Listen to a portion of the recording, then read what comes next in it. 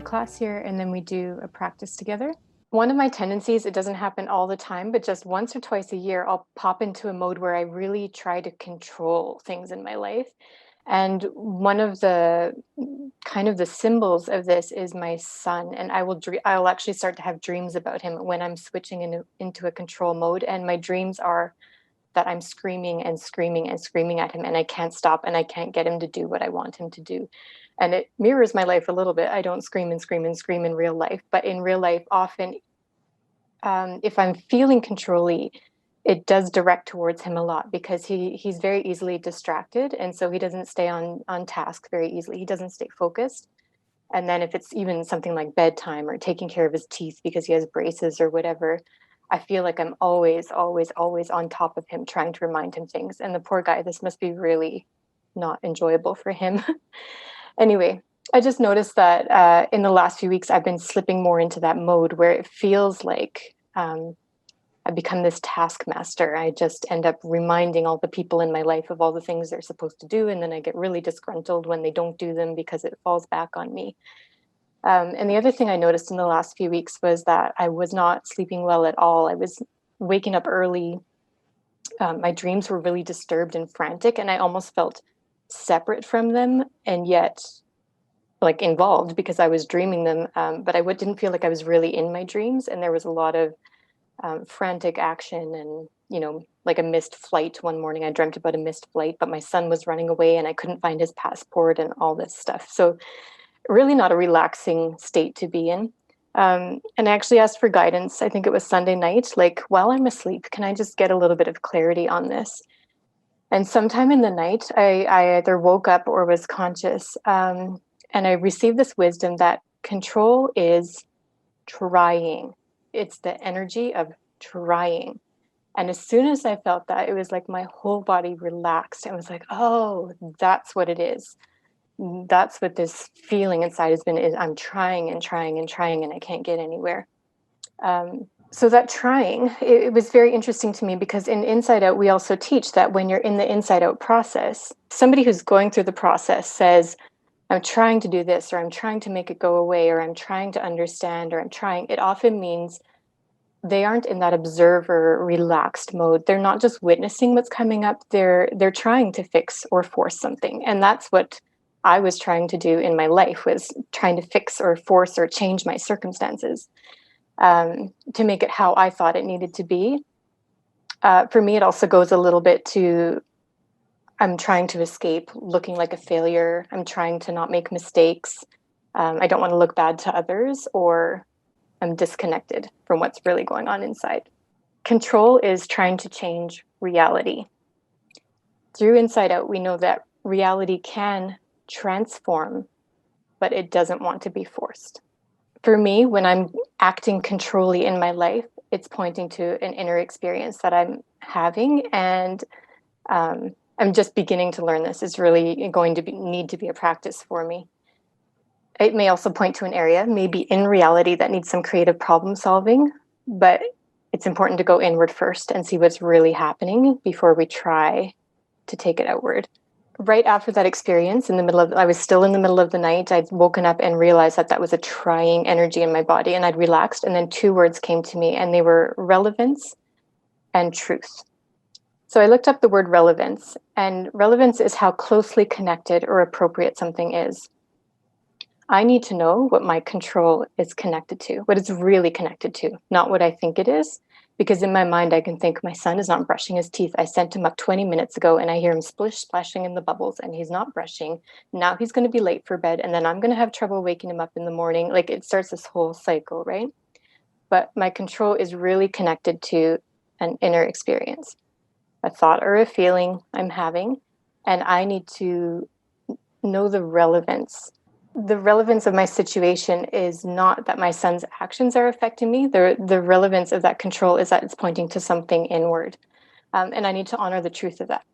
So I took a bit of time yesterday morning to turn inside and do an Inside Out. And first, I was aware of some sadness and some anger coming up.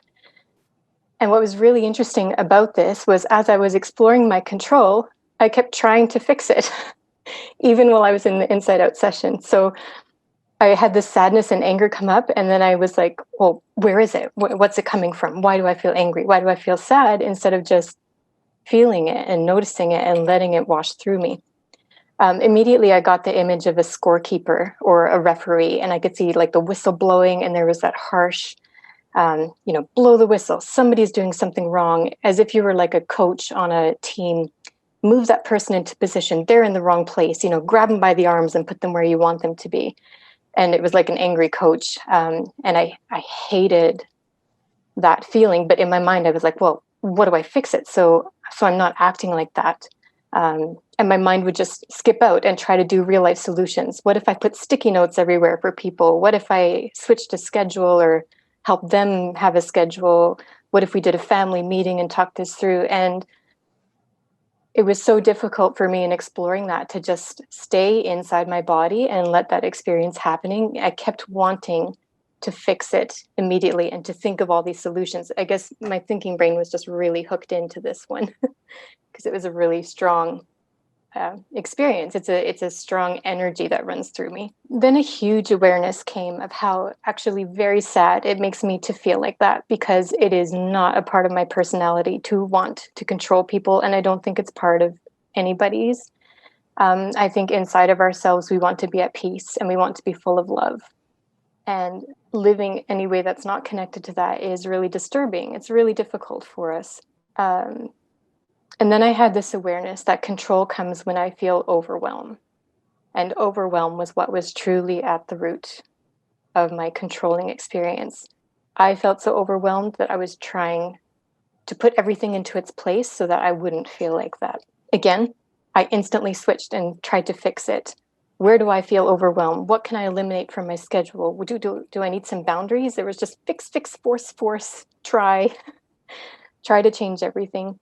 But when I just sat with it just a little bit longer, breathed a little bit, welcome Shannon, it's good to see you. When I sat with it just a little bit longer, I saw the tiniest, saddest little creature crawling up from the ground.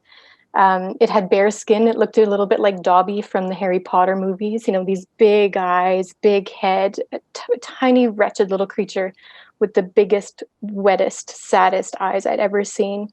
And I just cried to feel how very sad the creature was, which was my own overwhelm and myself. And I was very touched to actually get to the root of what that controlling feeling was. And it was an experience that I needed to acknowledge, that I was feeling overwhelmed in my life. So I talked to the creature a little bit. I picked it up and hugged it, and I asked it about what it needed. And it said it needed reassurance. It needed me to honor its experience. As I sat with it, I realized I do anything I can to get away from overwhelm. It's such an uncomfortable, displeasing emotion to me, because it feels powerless. And I think it's also a vulnerable thing. It feels like I might run out of resources. I might not be able to do this. In the end, this was as far as I got, and I think it could probably go a bit further. But the end of it, the wisdom that came to me was to hold space for each place that I felt overwhelmed, and almost as if I was holding my hands here, and then I would see my son sitting in my hands. And I could just hold it and honor the experience of the challenges that he faces, and the challenges, and by extension, I face as his parent, helping him to navigate.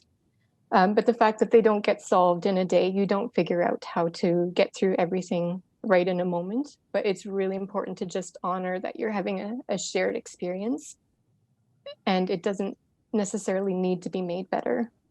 We get to just sit with it and think, really honor the reality of what we're going through. When we don't honor what our experience actually is, we're shifting away from reality. We're shifting into a pretend existence. We're shifting into a coping mechanism, a numbing. I had the wisdom come up that control is actually the energy of trying to fix or force or change the people and the things around you. But it's a denial of your inner experience a lot of the time. And so truth is getting in touch with the truth inside of us and not trying to fix or force it is what will often shift us out of that and shift us back to our real reality. not this pretend world that we're trying to make perfect or something. I'll make one other comment because I think it's kind of funny because they've all guided us that our inner world is the pretend world. Imaginary, right? Yeah, it's imaginary. Mm. Right. Yeah. Thank you for sharing that, because it clarifies to me that maybe taking those steps back from things for myself is what I need to do at times.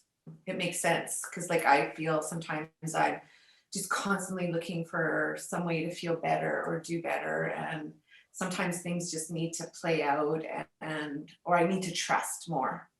Mm.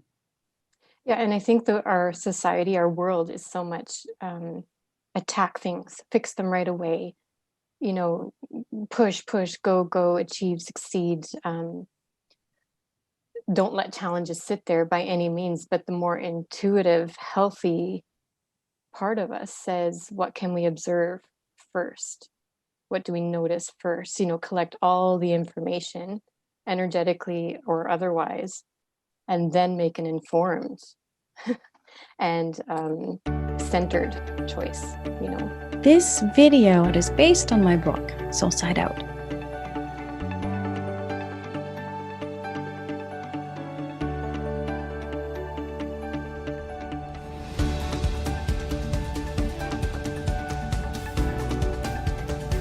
If you've enjoyed this video and want to know more about how to interrupt recurring symptoms, or how to get from heightened negative emotions to a sense of profound inner knowing through the process of Inside Out, register for the live online Secrets to Mind Body Medicine course. There is pre-reading and videos to watch beforehand, so register early with the link below.